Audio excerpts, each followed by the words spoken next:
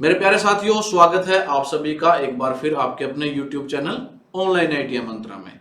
जैसा कि आप सभी को पता है कि आपके प्रैक्टिकल एग्जाम बहुत ही नजदीक हैं, तो बहुत से बच्चे चिंतित हैं प्रैक्टिकल एग्जाम को लेकर, शंका में है कि कैसा वो पेपर आएगा। तो आज हम लेकर आए हैं कोपा ट्रेड के लिए, यानी कि computer operator and programming assistant की जो ट्रेड होती है उसका जो प्रैक्टिकल एग्जाम 2025 मार्च में जो एग्जाम हुआ था वो किस प्रकार से हुआ था। इससे आपको एक आइडिया हो जाएगा कि आपको अपने प्रैक्टिकल एग्जाम में किस प्रकार से क्वेश्चन अटेम्प्ट करने हैं और किस तरह के क्वेश्चन आते हैं। आपको एक अंदाजा हो जाएगा क्वेश्चनों का, तो आपका जो डर है प्रैक्टिकल लेकर वो निकल जाएगा।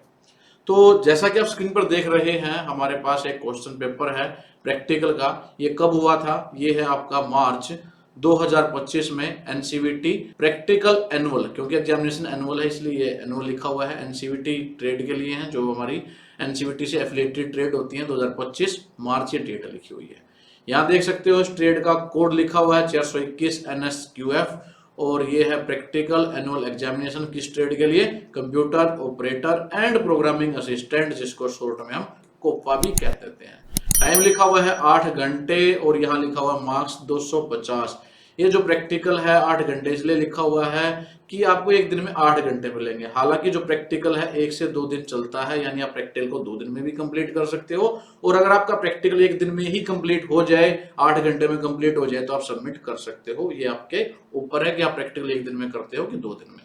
तो जो मार्क्स है वो कितने हैं? 250 है। पास होने के लिए आपको चाहिए 60% मार्क्स।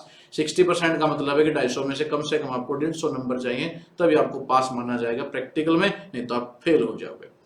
तो अब देखते हैं कि किस प्रकार से क्वेश्चन आते हैं। और यहाँ लिखा हुआ है अटेम्प्ट ऑल द क्वेश्चन, जो क्वेश्चन सभी आपने करने हैं। तो देखते हैं, एक नजर डालते हैं कि क्वेश्चन कैसे आते हैं और कैसे उनको अटेम्प्ट करना है। देखो क्वेश्चन नंबर 1 है, उसमें लिखा हुआ make a student record in the MS Excel. जो ये क्वेश्चन है MS एक्सेल का है। जिस बच्चों को MS एक्सेल आती होगी उसको तो कोई दिक्कत ही नहीं है। तो MS एक्सेल में आपने एक रिकॉर्ड बनाना स्टूडेंट का। कितने स्टूडेंट लेने हैं? 4 स्टूडेंट उसमें लेने हैं, जिसमें क्या क्या फील्ड होंगी? नेम होगा उस स्टूडेंट का, सीरियल नंबर होगा, रोल नंबर होगा, name, class, age and marks in the 5 subject. ये सारी डिटेल के बाद आपको 5 सब्जेक्ट के मार्क्स भी डालने हैं। कौन कौन से सब्जेक्ट लेने हैं? English, Hindi, math, science and SST या सोशल साइंस इसको कह सकते हैं। तो आपने एक MS एक्सेल शीट पे ये 4 स्टूडेंट का रिकॉर्ड बनाना है। रिकॉर्ड बना के दिखाना है अपने टीचर को। फिर आपने फार्मूला लगाना नीचे, जिससे वो की टोटल मार्क्स जो स्टूडेंट के हैं प्रत्येक सब्जेक्ट में वो कैलकुलेट हो जाए। फिर कैलकुलेट द परसेंटेज, जो 4 स्टूडेंट उनकी परसेंटेज कैलकुलेट करनी है। Calculate the grade of each student according to their percentage, और उसकी जो परसेंटेज है उसके अनुसार उसकी ग्रेड क्या रहेगी स्टूडेंट की, कौन फर्स्ट, कौन सेकंड, कौन थर्ड और कौन फोर्थ आया है। तो MS एक्सेल में आपने ये क्वेश्चन ऐसे करके दिखाना है। क्वेश्चन कितने का हो जाएगा? 80 नंबर का क्वेश्चन हो जाएगा। जैसे आप MS एक्सेल में ये डिटेल बना दोगे, आपका टीचर चेक कर लेगा, जो एग्जामिनर होता है 80 नंबर आपको दे देगा। तो आपने देखा ये जो क्वेश्चन है MS एक्सेल का था। इसी प्रकार वर्ड फाइल में भी आ सकता है ये क्वेश्चन, या किसी दूसरे फॉर्मेट में आपसे पूछ सकता है। दूसरा क्वेश्चन देखते हैं, write a program in the JavaScript with if condition whether given number is even or odd. आपने कोई एक नंबर लेना है, जैसे मान लिया मैं लेता हूं 3 नंबर, और फिर आपने जावास्क्रिप्ट में एक प्रोग्राम लिखना है किसके साथ? इफ कंडीशन उसमें जरूर होनी चाहिए। इफ कंडीशन आपने लगानी है और उसमें बताना है कि ये जो नंबर है इवन है या ओड है। तो एक प्रोग्राम बन जाएगा, छोटा सा प्रोग्राम बनेगा जावास्क्रिप्ट में। ये प्रोग्राम आपने कंप्यूटर में बना के दिखाना है। तो कितने नंबर का क्वेश्चन हो जाएगा? 40 नंबर का ये क्वेश्चन हो जाएगा। क्वेश्चन नंबर 3 है working with list box button in the HTML। HTML एक लैंग्वेज होती है, इसको बोलते हैं हाइपर टेक्स्ट मार्कअप लैंग्वेज।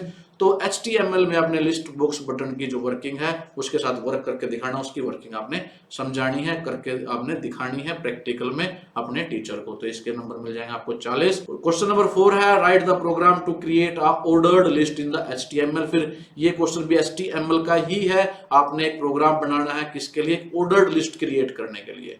तो HTML में एक प्रोग्राम लिख के दिखाना है जिसमें क्रिएट करनी ऑर्डर्ड लिस्ट। तो ये भी अगर आप प्रोग्राम बना देते हो तो कितने मार्क्स आ जाएंगे? 40 नंबर इसके होंगे आपको।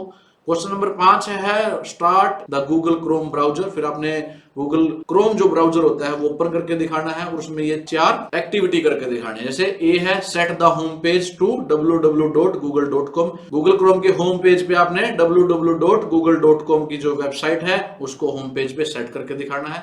फिर क्लियर द हिस्ट्री, जो हिस्ट्री है उसको क्लियर करके दिखाना है, साफ करके दिखाना है। आपने बताना वो हिस्ट्री जो अभी तक पूरी हिस्ट्री है वो कैसे क्लियर होगी, डिलीट होगी, वो करके दिखाना है। सी में है set the Chrome as a default web browser, जो क्रोम है, गूगल क्रोम है, उसको डिफॉल्ट वेब ब्राउजर आपने बना के दिखाना है। यानी कि जब भी कोई आप पेज ओपन करोगे वेबसाइट पर तो सीधा कौन सा वेब ब्राउजर खुलना चाहिए, क्रोम खुलना चाहिए, क्योंकि बहुत सारे वेब ब्राउजर होते हैं, जो भी आप डिफॉल्ट अपने लैपटॉप में कंप्यूटर में सेट करते हो वही वेब ब्राउजर खुलता है। तो क्रोम का आपने डिफॉल्ट वेब ब्राउजर बना के दिखाना है।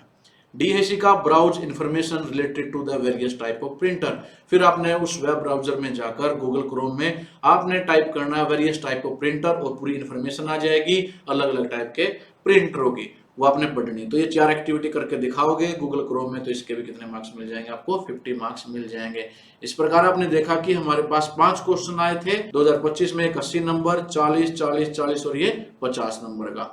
तो जरूरी नहीं है मेरे दोस्तों कि ऐसे ही 5 क्वेश्चन आए, आपके पास 3 क्वेश्चन भी आ सकते हैं, 4 भी आ सकते हैं, और उनके जो मार्क्स है अलग अलग डिस्ट्रीब्यूट हो सकते हैं क्वेश्चन की लेंथ के हिसाब से। तो आपने करना क्या है, सभी क्वेश्चनों को नीट एंड क्लीन बिल्कुल ये लिख के भी अगर क्वेश्चन आपका प्रैक्टिकल एग्जामिनर कहे कि इनको लिख के भी दिखाओ भाई इनके स्टेप को, तो आपने नीट एंड क्लीन इसको लिख के दिखाना है। फिर बिना किसी गलती किए स्क्रीन पर कंप्यूटर पर आपको ये सारी एक्टिविटी, सारे प्रोग्राम जो भी इस क्वेश्चन में लिखे थे वो करके दिखाने हैं। और अगर वो चाहे टीचर तो आपका वाइवा भी ले सकता है, यानी कि आपको क्वेश्चन पूछ सकता है इसी जो क्वेश्चन है इन्हीं से रिलेटेड, तो आपने वो भी बता देने कि मैंने कैसे किया है। तो अगर इस प्रकार करते हो तो आप बहुत अच्छे मार्क्स ले सकते हो 250 में से, और जितने ज्यादा मार्क्स लोगे आपके पर जो परसेंटेज है वो क्या हो जाएगी, इंक्रीज हो जाएगी। तो प्रैक्टिकल में मार्क्स लेना बहुत आसान है, थोड़ी सी मेहनत करके आप इसको अच्छे से अच्छे एग्जाम लेकर इसको पास कर सकते हो। तो सीरियसली इसको आपने प्रैक्टिस करना है, इस प्रकार के क्वेश्चनों को पहले से प्रैक्टिस कर लेनी है ताकि जब एग्जाम में जाओ तो कोई कंफ्यूजन ना रहे, आप घबराओ नहीं। तो इनकी प्रैक्टिस जरूर से जरूर कर ले। तो मेरे प्यारे साथियों, ये थी हमारी एक वीडियो, ये समझाने के लिए कोपा ट्रेड प्रैक्टिकल कैसे होता है, किस प्रकार के क्वेश्चन आते हैं। उम्मीद करता हूं आपको क्वेश्चन समझ में आए होंगे, प्रैक्टिकल के बारे में थोड़ा सा आइडिया हुआ होगा।